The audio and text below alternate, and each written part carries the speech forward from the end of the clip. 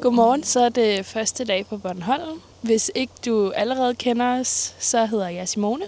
Og jeg hedder Tobias. Og til daglig har vi Dream4, hvor vi tager billeder og filmer for både private og erhverv. Og lige nu der er vi et lille smut til Bornholm.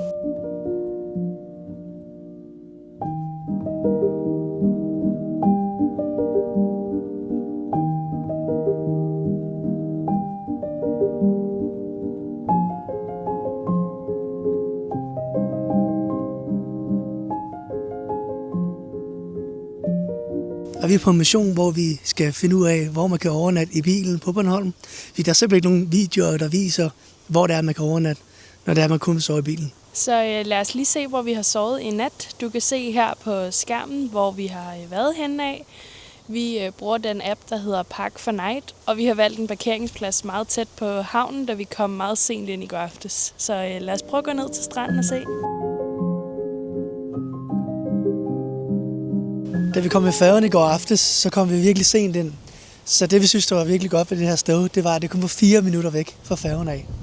Så det er sindssygt godt til, hvis du kommer sent hen til Bornholm, eller skal tidligt hjem dagen efter. Og så er det utroligt fedt. Selvom vi kommer i højsæsonen, så er der ikke nogen biler, som har rigtig meget privatliv. Og det kan altså noget. Så er det ellers bare tilbage til bilen, og så lad os se, hvad Bornholm kan byde på.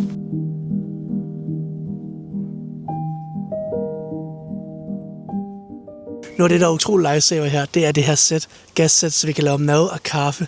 Det er så uundværligt på den her tur. Og det er selvfølgelig desværre ikke reklame for produkter, men vi er bare utroligt glade for at bruge det. På den her tur der er vi blevet enige om, at der er ikke noget, der skal planlægges.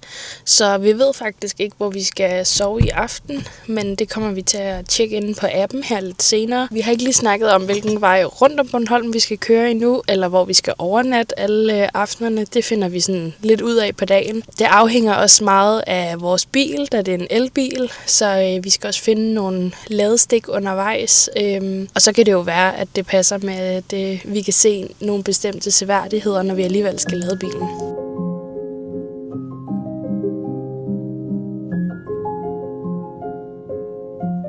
Vi er kommet ind til Rønne. Det tog kun de der små 4 minutter at køre herind, så det var dejligt. Vi har lige sat bilen til at lade, men der hvor vi har sat den til, må vi kun holde i 2 timer. Så nu spiser vi lige noget morgenmad, og så prøver vi at finde et andet sted, hvor vi kan lade.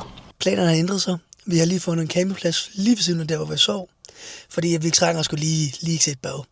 Så der har vi kørt hen nu, så vi kan få et ordentligt bad. Og det fede af det hele er, at man kan købe en badbillet, så man ikke skal bruge en masse penge på overnatning. Det kan varmt anbefales at køre forbi campingpladser. 39 kroner per person, og så fik vi lov til at gå i bad. Og kæft, det er lækkert.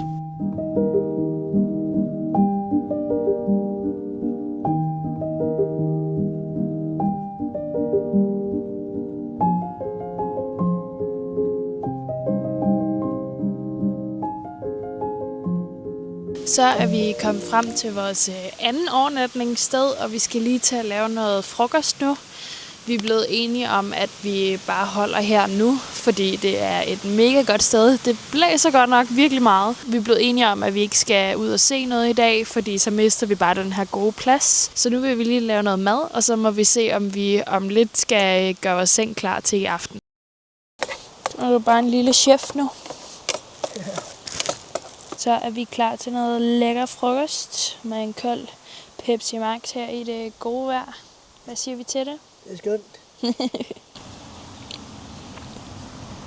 Der kører mange forbi herude. Det kan være, at vi lige skal kigge på et kort, hvad der er for enden af vejen. Mm-hmm. Så er vi færdige med at spise noget frokost. Lige nu er vi i gang med at koge noget vand, så vi kan tage opvasken. Så har vi den der i gang med at koge, og så hælder vi det op i vores opvaskebalje, blander op med noget lidt koldere vand, og så kan vi få vasket de ting op, som vi har brugt til frokosten.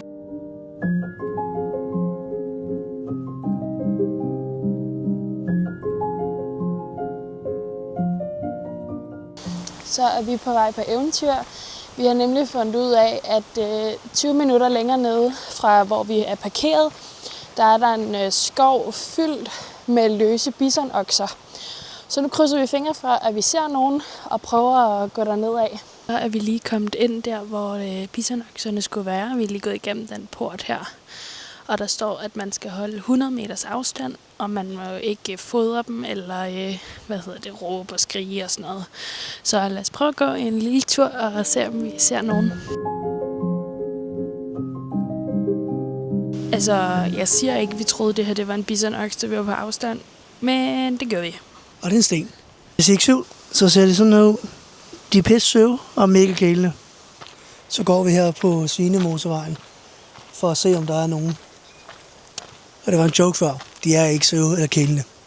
Vi skal holde 100 meters afstand, så vi skal passe på hinanden.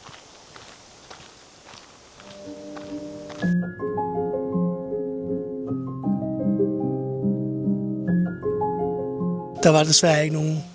Så vi gik så tilbage og lavede noget aftensmad. I det mindste fik vi en god gåtur af det.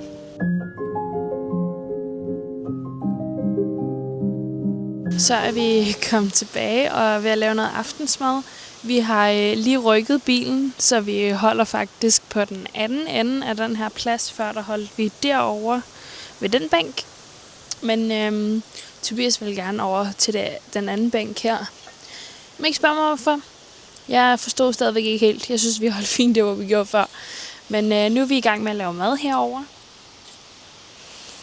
Så det bliver super lækkert. Vi skal have noget thai-boks, som vi prøver at lave i den her lille grydeagtige, vi har. Så det bliver super spændende. Vi er meget sultne nu, og klokken den er cirka 6 om aftenen. Ja, så tænker jeg også bare, at det bliver et eller andet nemt, når vi har været ude at spise til frokost. Ja. Nej, jeg har det.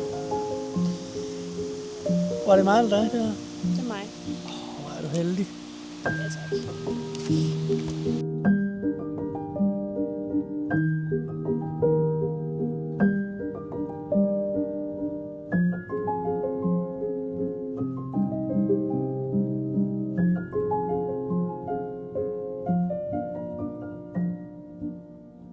Godmorgen.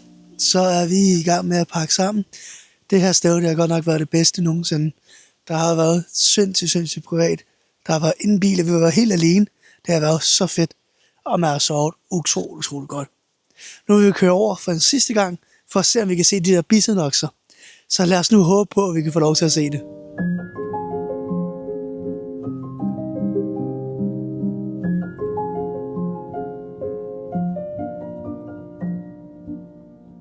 Nå, vi så ikke nogen bisonokser igen, så nu er vi kørt til Gudhjem, hvor vi lige får lavet bilen i området.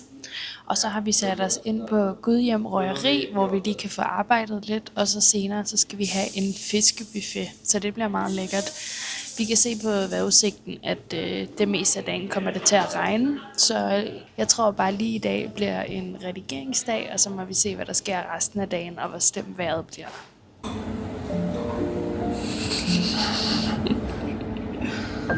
Har du lige træt der?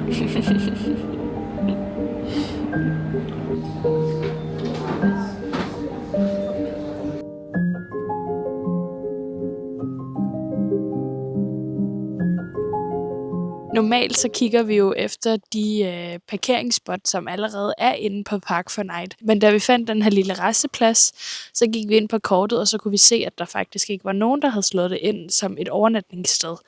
Så det har vi altså gjort nu. Så hvis du nogensinde kommer forbi Bornholm, og du ser det her spot, så er det altså oprettet af os. Så må du meget gerne lige give en lille anmeldelse af, hvordan du synes, det er at overnatte her, hvis du gør det. Tobias synes, det er lidt noget lortevejr. Det vil jeg give ham ret i. Vi vælger simpelthen at tage afsted den uge, hvor Danmark tænker, nu skal det ikke være sommer mere. Men vi har fundet et virkelig fedt spot her, med en god udsigt til, når vi står op i morgen tidlig. Så vi vil skynde os at lave noget mad. Nå, vi er blevet enige om, at vi bare tager noget brød ind i bilen, hvis vi bliver sultne, fordi der er faktisk ikke nogen af os, der er særlig sultne, og vi gider ikke at bruge alt for lang tid herude i regnvejret. Så jeg tænker bare lige, I kan se lidt her af omgivelserne.